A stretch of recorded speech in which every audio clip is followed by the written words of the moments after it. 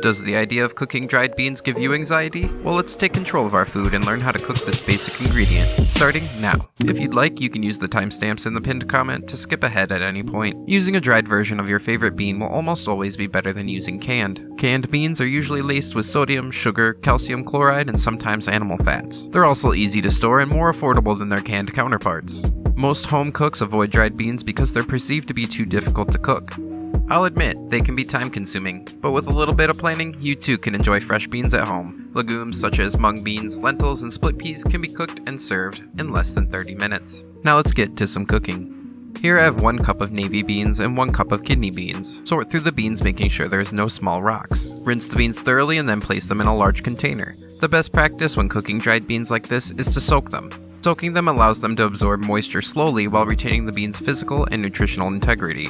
Recipes tend to call for an overnight soak, and by overnight they mean about 8 hours. Make sure your container of choice is large enough to allow expansion. Add 3 times their volume in water. Since I'm using 1 cup of beans, I'll use 3 cups of water. Place them in the fridge and allow them to rest. Returning to the beans after about 8 hours, they will be surrounded in a murky liquid.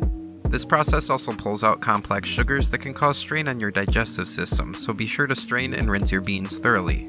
For more information on different beans, their soaking times, and their cooking durations, visit the link in the description. Now that our beans are soaked, strained, and rinsed, it's time to cook them. In an appropriate sized pot for the amount of beans you are cooking, cover them in about 3 inches of water. You can also add unsalted vegetable stock for more flavor. Additionally, you can add onions, garlic, other vegetables, and seasoning. For myself, I used a little bit of salt and some bay leaves.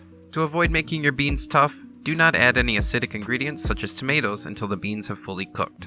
Turn on the heat, bring it to a boil, scoop the foam off the top, and then reduce to a simmer. Cooking the beans on a low simmer this way prevents them from breaking. Cover the beans with a lid and allow them to cook, stirring occasionally until they are tender when bitten. If you live in a higher altitude, cooking times will take longer. My beans took about an hour and a half. Once your beans are nice and tender, give them a final strain, and they're all set. See, that wasn't so bad. Just remember, soak, rinse, simmer.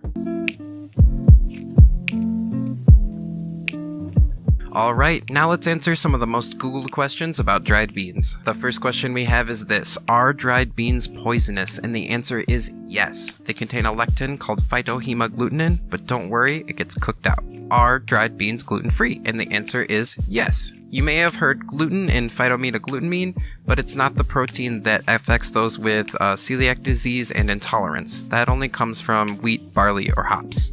How much dried beans does it take to make a can?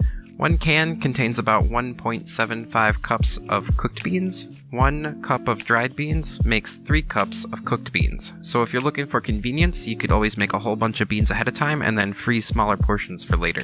Are dried beans a TCS food? I find this question super fascinating because TCS stands for Temperature Controlled for Safety, and it's something I learned about in my first semester of culinary school during sanitation. So it's interesting to me, like, why are people Googling this? Are restaurants worried? The answer is no, dried beans are not a TCS food, but yes, once you add water to them, they need to be refrigerated. So once you're soaking your beans and once your beans are cooked, they need to go into the fridge. Also, once your beans are cooked and they're hot, and if you have a really big batch, you need to make sure they're properly cooled. So put them in smaller containers in your fridge without a lid, or maybe add a bag of ice to help it cool properly. What kind of dried beans are used to make baked beans? So the cans that you see in the store, those are usually navy beans, but you can basically use whatever kind of bean you want. The process to make baked beans, they are parboiled first, so partially boiled or partially cooked, and then they're added to a sauce, and then they're baked at a low and slow temperature, and that's how baked beans are made.